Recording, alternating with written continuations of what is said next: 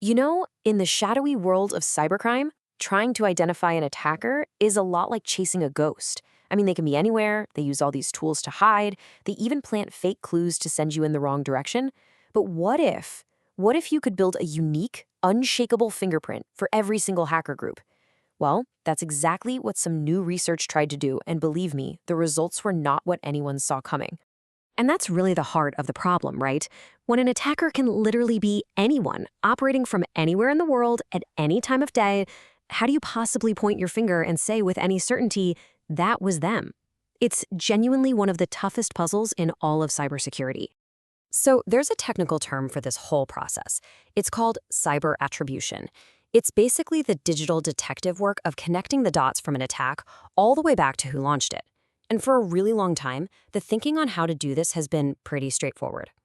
The common sense approach has always been, look, just track them over time. The more attacks you link to them, the more clues you gather, and eventually their unique habits and patterns are going to give them away. It makes perfect sense, doesn't it? More data should equal a clearer picture. But a fascinating new piece of research decided to put that exact idea to the test.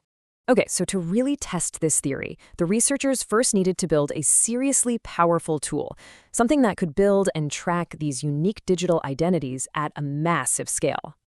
And they gave it this really cool name, ARCANE. Now, it stands for a mouthful. Attacker Reidentification via Cross-Campaign Attribution Network, but you can just think of it as an automated digital detective. It was designed from the ground up to build and compare these hacker fingerprints over long periods. So here's the game plan. For every single hacker group it tracks, ARCANE creates this digital fingerprint. And we're not just talking 1 or 2 data points here. It's a super detailed 24-point profile. It's capturing their behavior, what infrastructure they use, even what time of day they like to work. Then, as new attacks pop up, ARCANE compares that new evidence to its whole database, constantly updating the fingerprints and hunting for a match. And this gives you a little peek at what goes into that 24-point profile. ARCANE is looking at everything. Are they using privacy tools like Tor? Are they active at 3 a.m. or 3 p.m.? Are their systems set up in a non-English language? And what about their favorite tools of the trade? All these little clues get woven together to build that supposedly unique fingerprint. With their digital detective ready to go, it was time to run the experiment. The researchers set up this whole simulated world. In it, they had 8 distinct, top-tier hacker groups, all based on real-world intelligence. Then they let them loose, simulating 96 different attack campaigns over 18 months, all to see if ARCANE could actually figure out who was behind each one.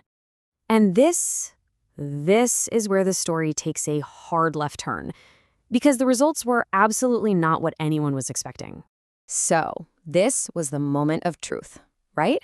Did this super sophisticated long-term tracking actually work? After collecting all that data across 96 different campaigns, was ARCANE finally able to unmask these digital ghosts? And the answer, incredibly, was no. Just look at this chart.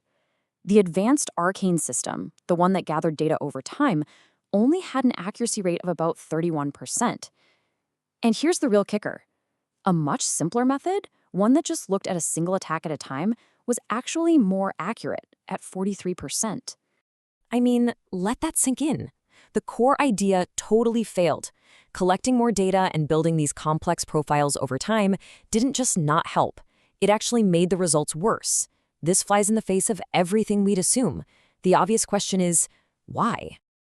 And this one image explains everything. This chart shows how similar the fingerprints are. So the blue bars, that's the similarity between 2 fingerprints from the same hacker. The red bars are from 2 different hackers. And you can see they overlap a lot. The fingerprints of completely different groups look almost exactly like the fingerprints from the very same group. The researchers even put a number to this problem. They call it the separability gap. And it came out to just 0.046. That tiny number is basically the difference between telling 2 different hackers apart and telling the same hacker apart on different days. It's just way too small to be reliable. This crazy discovery actually led to an even bigger realization, something profound about the very nature of elite hackers themselves. The paper puts it in this very academic way, saying, sophisticated threat actors converge to a dense region of the behavioral fingerprint space. Okay, what on earth does that actually mean in plain English? Well, it means that the best of the best, the most elite hackers, they all start to act alike. Think about it. They all read the same security research, they adopt the same best practices to stay hidden, and they all gravitate towards the same top-of-the-line tools. Over time, all their individual quirks just get polished away by professionalism until they all start to look, well, the same. And this graph just drives that point home. It shows how similar all 8 of these elite groups are to each other. Every single group is tightly connected to every other group. It's the perfect visual for the problem. It's like trying to pick out your friend in a crowded room where everyone is wearing the exact same outfit. And check this out. This might be the most counterintuitive part of the whole thing. You'd think that the biggest problem would be hackers actively trying to hide their tracks, right? But the research found that wasn't the issue at all. ARCANE's accuracy was basically unchanged whether the hackers were being stealthy or not. The real problem isn't evasion, it's convergence. It's not that they're hiding, it's that they all look alike to begin with. So, if tracking behavior isn't the silver bullet we thought it was, where does that leave us? What does the new hunt for these digital ghosts look like? The single biggest lesson from this entire study is this: behavioral fingerprints, all on their own, are just not good enough to reliably unmask the most sophisticated hackers out there. We have to start looking for different kinds of clues.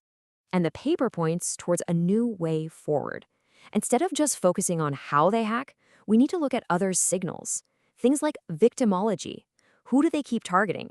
Is it always banks or energy companies?